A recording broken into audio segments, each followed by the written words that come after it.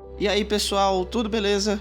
Aqui quem fala é Lucas Mateus e está começando mais uma aula de imunologia.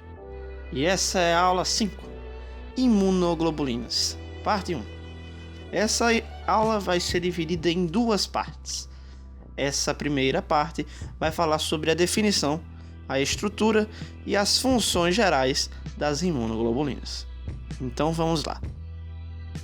O que são imunoglobulinas? Imunoglobulinas ou gama-globulinas, ou mais bem conhecido como anticorpos, são grupos de glicoproteínas que representam o nosso sistema imune humoral. São produzidas pelos plasmócitos e estão espalhadas pelo nosso espaço sanguíneo. Para saber de verdade o que é imunoglobulinas, também precisamos saber o que é sistema imune humoral. O sistema imune humoral é o conjunto de produtos do sistema imune que abrange os líquidos corporais, como o plasma, a linfa, o líquido cefalorraquidiano, o líquido peritoneal, a lágrima, a saliva, entre outros. Então, o conjunto desses produtos é o sistema imune humoral, e dentro desse conjunto está as imunoglobulinas. Agora vamos falar sobre a estrutura da imunoglobulina. A imunoglobulina é formada por cadeias leves e cadeias pesadas. Mas cadeias, por quê? Porque são duas cadeias. São dois pares de cadeias leves e cadeias pesadas. Um no lado direito, um do lado esquerdo. Então, uma leve do lado direito, uma leve do lado esquerdo, uma pesada do lado direito e do lado esquerdo, como está descrito na figura. Existem regiões na estrutura da imunoglobulina, como a região amino-terminal e a região carboxy-terminal, também conhecidos como N-terminal e C-terminal. Essa parte verde que está sendo escrita na tela é a parte variável da imunoglobulina. É essa parte que dá especificidade à imunoglobulina. É ela que varia dependendo do antígeno que esteja sendo combatido. E essa parte restante da imunoglobulina é a parte constante, é a parte que não se modifica, só se modifica na diferenciação das imunoglobulinas. Podemos dividir a imunoglobulina ao meio, para dividir a porção Fab e a porção FC. A porção Fab é a porção que se encaixa ao antígeno, ao patógeno, e a porção FC é a porção que se encaixa à célula. Vamos ver uma figura mais detalhada. Essa figura tem partes roxas e partes amarelas. As partes amarelas são regiões leves e as partes roxas são regiões pesadas. Tanto em regiões leves e regiões pesadas, tem regiões variáveis e constantes. Vamos dar uma organizada nisso. Como já disse, partes constantes e partes variáveis estão em toda a imunoglobulina. Na parte constante existe a constante leve e a constante pesada. Constante leve, chamada também de constante light, e constante pesada, chamada de constante heavy. A parte variável também tem a variável leve e a variável pesada. A variável leve é chamada de variable light e a variável pesada, variable heavy. Então, VL, variável leve, CL, constante leve, VH, variável pesada, e CH, constante pesada. Essas letras estão com as siglas em inglês porque pode estar em os seus livros desse jeito. As constantes, elas têm diferenciações em relação às imunoglobulinas. A constante leve só pode ser de duas formas. Ela pode ser uma constante leve lambda ou uma constante leve kappa. E a constante pesada, que é a parte CH, como já foi descrito nessa molécula de IgG, tem três partes, CH1, CH2 e CH3, e que pode ser dividido entre essas 5 classes, que cada uma dessa dá origem a uma classe de imunoglobulina. Então, Se a constante pesada for gama, vai dar origem a IgG. Se a constante pesada for alfa, vai dar origem a IgA. Se for mu, vai dar origem a IgM. Se for delta, vai dar origem a IgD. E se for epsilon, vai dar origem a IgE. Isso é que deve-se saber sobre a estrutura da imunoglobulina. Agora vamos passar para a resposta imune humoral primária e secundária.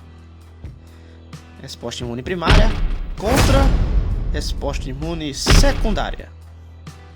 Primeiramente, falaremos sobre a principal característica que difere as duas: o tempo. A resposta imune primária é uma resposta mais rápida do nosso organismo, enquanto a da imune secundária é uma resposta mais lenta, que vai ser a seguir da primária. Para falar da primária, precisamos saber uma certa linha de organização, uma ordem que acontece dessa resposta. Primeiramente, os APCs, eles localizam, esses antígenos e pegam esses antígenos e mostram, fazem a apresentação para os linfócitos T helper.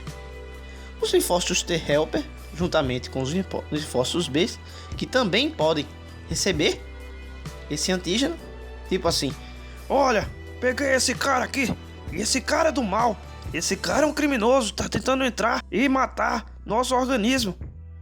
Aí ele vai lá e leva para o linfócito T helper. O que o linfócito T helper vê assim? Muito bom, você fez isso.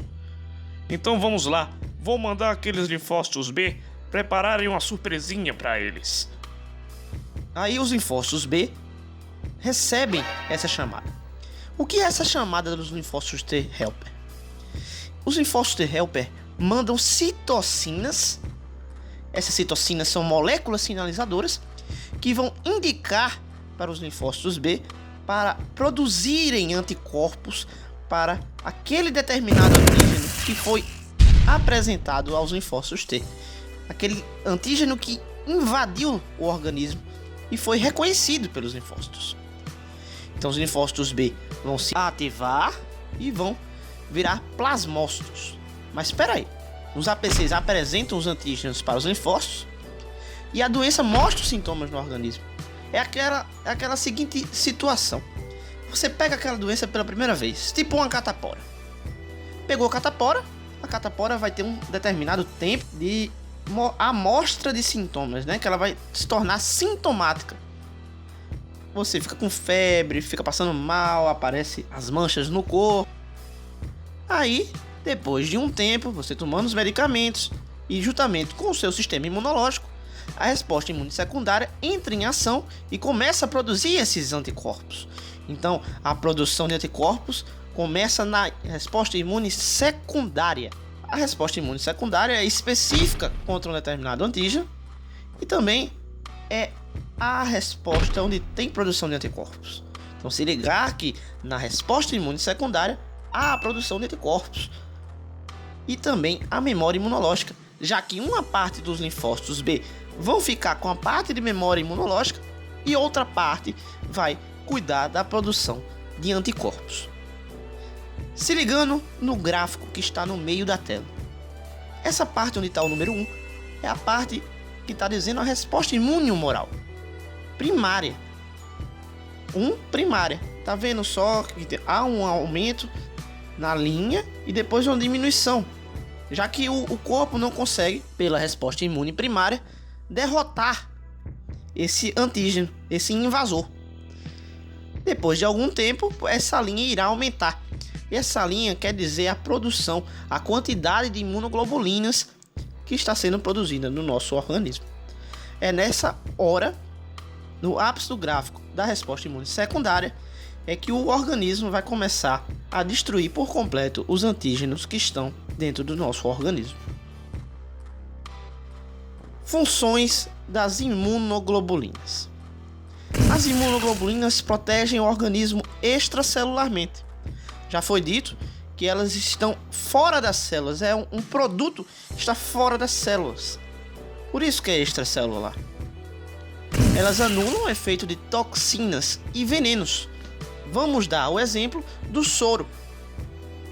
Recebemos uma picada de cobra e essa picada de cobra tem veneno. A cobra inocula veneno dentro do nosso organismo. O que acontece? Tomamos o soro para que esse soro, tendo imunoglobulinas já ativadas, anulem o efeito dessa toxina e que essa toxina não consiga fazer a necrose tecidual. Inativam vírus.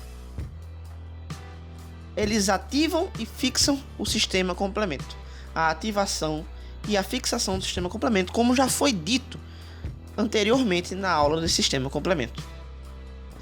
Ajuda diretamente na opsonização. A imunidade para fetos, principalmente pela imunoglobulina G, que é a imunoglobulina transplacentária. Participação de reações alérgicas. A IgE é uma principal desencadeadora de reações alérgicas. Participação de reações autoimunes. Se há também coisa boa da imunoglobulina, também existe problemas que as imunoglobulinas podem causar no nosso organismo, como doenças autoimunes, que fazem que essas imunoglobulinas ataquem o nosso organismo, fazendo danos teciduais e causando até a morte. E lembrar da citotoxicidade celular dependente de antígeno, chamado de CCDA ou ADCC, que é mais bem conhecido. Essa citotoxicidade é um mecanismo de defesa do nosso organismo que facilita a lise de células infectadas. Em aulas futuras iremos falar mais sobre esse mecanismo. E então, gostou da aula? Acha que essa aula pode servir para os seus colegas? Inscreva-se nesse canal para receber novas notificações de vídeos. Compartilhe para seus amigos e colegas, estudantes, professores, cachorro, gato, passarinho. E curta também a page do Facebook para receber posts interativos e novas notícias sobre o canal. Agora é só se ligar na revisão e partir para os estudos. Até a próxima, galera!